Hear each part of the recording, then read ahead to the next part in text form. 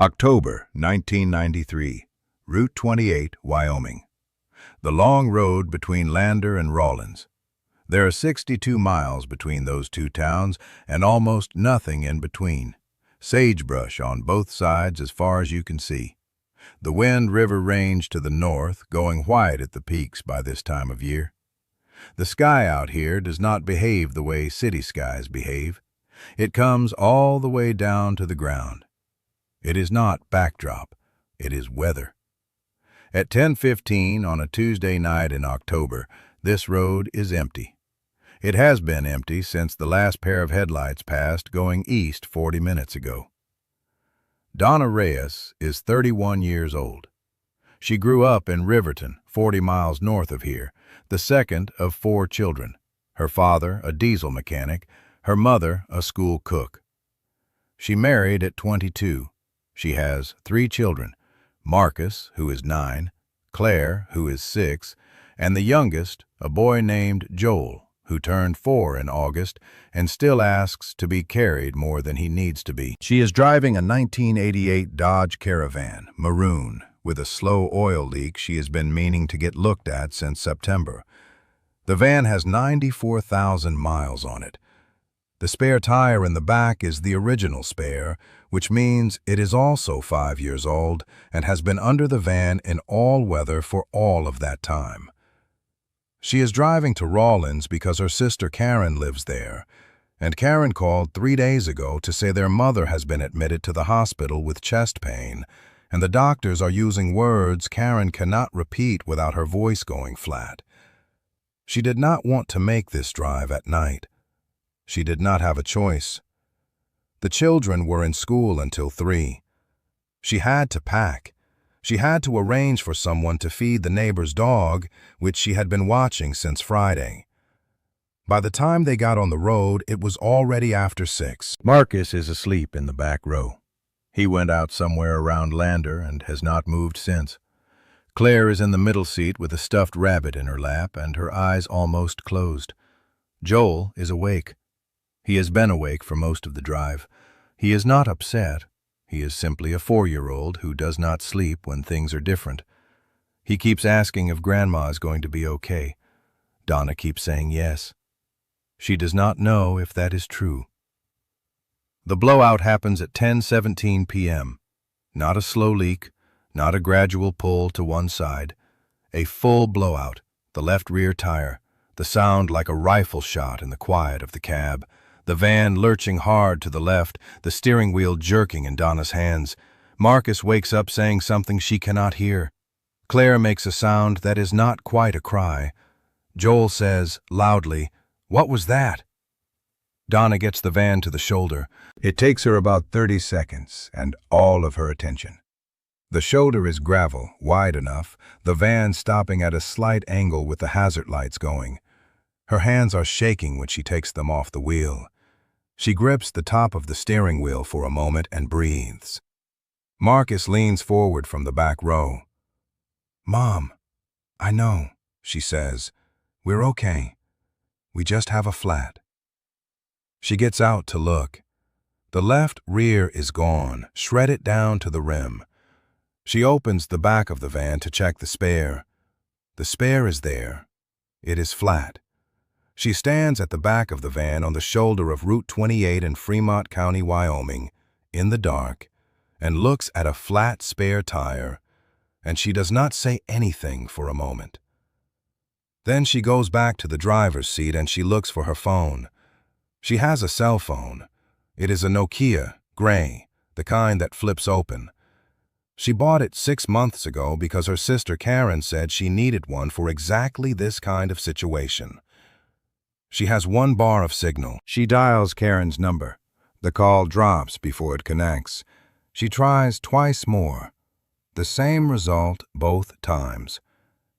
She gets out of the car and walks 20 feet east and tries again. Nothing. She comes back to the van and sits down. Marcus from the back row. "Can you call someone?" She says, "I'm working on it." She is not working on it. There is nothing to work on. The nearest town is Rawlins, 40 miles east. The last town was Lander, 22 miles west. There are no houses visible in any direction. There are no lights on the highway in either direction. It is 10:23 at night. It is 38 degrees outside. The wind off the Wind River Range has been picking up for the last hour. She turns the heat on high. She tells the children she is going to figure it out. She turns on the hazard lights. Then she sits and she waits. The way you wait on a dark road when there is nothing else to do. Joel asks about Grandma again at 10:30. Donna says, "Grandma is going to be fine. We're going to get there. Everything is okay." Joel considers this. He says, "Okay." He looks out the window at the dark. Donna watches the road in the side mirror. Eastbound, nothing. Westbound, nothing. She has been watching for 15 minutes. One car has passed going east, not slowing. She tried waving from the shoulder. The car did not stop. She does not blame them. It is late.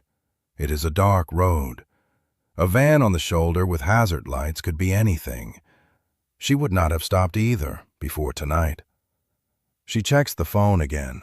Still one bar, still dropping before it connects. She tries the highway patrol number she finds in the glove box insurance card. It rings twice and cuts out. Claire has fallen asleep with the stuffed rabbit. Marcus is awake, looking out the back window.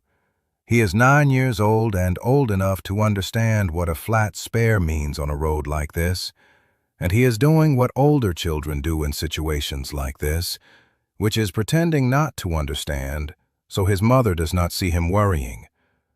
Donna sees him worrying. She does not say anything about it. She watches the road in the mirror. At 10:41, headlights appear to the west. They are moving at normal highway speed, not fast, not slow. Donna watches them in the side mirror. She turns on the interior light so the van is more visible. She checks that the hazard lights are still flashing. She sits up straight. The headlights come closer. A dark pickup truck. She cannot make out the color in the dark. Slows as it approaches the shoulder. Slows more. Pulls off onto the gravel behind her, not too close, and stops. Donna watches in the mirror. The truck engine cuts off. The headlights stay on, pointed at the road, illuminating the shoulder around the van in amber light. The driver's door opens. A man gets out. He is tall. He is wearing jeans and a canvas jacket, and he has a hat on, pulled low against the wind. He walks toward her van at an unhurried pace. Not fast, which would be alarming. Not slow, which would mean something else. Just a man walking toward a stranded vehicle at a normal pace, the way a person walks when they have done this before and know there is no reason to rush. Donna opens her window 2 inches. The man stops a few feet from her door. He does not bend down to look in. He stands at a respectful distance, and he says, in a voice she will describe later as coming from somewhere deep and unhurried, like gravel shifting in a dry creek bed, "You folks okay?" Donna says, "We have a flat. The spare is flat too. I can't get a signal on my phone." He nods once. He says, "I figured it was something like that." He says, "You mind if I take a look?" She says yes. She watches him in the mirror as he walks to the rear of the van, crouches to look at the blown tire, opens the back and checks the spare, closes it again. He stands back up at full height and comes back to her window. Marcus has leaned forward from the back row. He is looking at the man with the careful attention of a 9-year-old who is trying to figure something out about him. Claire has woken up. Joel is looking too. The man looks at the children for a moment, not the way a stranger looks at children on a dark road, which is briefly and away. He looks at them the way an adult looks at children when he is checking that they are okay, which is directly and with some care. Then he looks back at Donna. He says the spare's gone. I've got a jack and a lug wrench and the right size tire in my truck bed. Came off my old Caravan. Same year, I'd guess, same size. I've been meaning to drop it at the parts store in Rawlins. Hasn't made it there yet." He pauses. He says, "Be about 20 minutes. You want to stay warm while I work." It is not a question. He is already walking back to his truck. Donna Reyes watches him work in the side mirror. He does not hurry. He does not make unnecessary motions. He works the way a person works when they know exactly what they are doing and have done it enough times that it is not a problem, only a procedure. The jack goes under, the van rises, the blown tire comes off. He rolls the tire from his truck bed across the gravel. It goes on clean. It takes 18 minutes. He knocks twice on the side of the van when he is done. Donna gets out. She looks at the tire. She looks at him. "How much do I owe you?" she says. He shakes his head once. She says, "Please, I want to pay you for the tire at least." He says, "The tire was going to the parts store. Consider it already there." He says, "You going to Rawlins?" She says, "My mother's in the hospital there." He looks at her for a moment. The wind off the range moves the brim of his hat slightly. The hazard lights on the van are still going. Amber pulses in the dark. He says, "I'm sorry to hear that." He says it the way people say things when they mean them. He says, "Drive straight through. Don't stop on this road again tonight. The hospital is on Spruce Street. Take the second exit, not the first." Donna says, "Thank you." He nods. Marcus has climbed into the front passenger seat and is looking at the man through the windshield. He has been trying to place something about him for the last 20 minutes, the voice, the height, the way he moves, and it has been sitting just out of reach the way things sit just out of reach at night. As Donna opens the driver's door, Marcus says quietly from the passenger seat, "Mom, is that Sam Elliott?"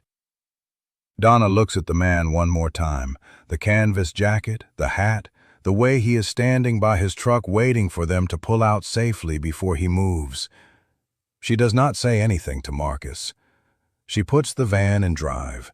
She pulls out onto Route 28 heading east, and she watches in the mirror as the headlights of the pickup truck stay on the shoulder until she is a quarter-mile away.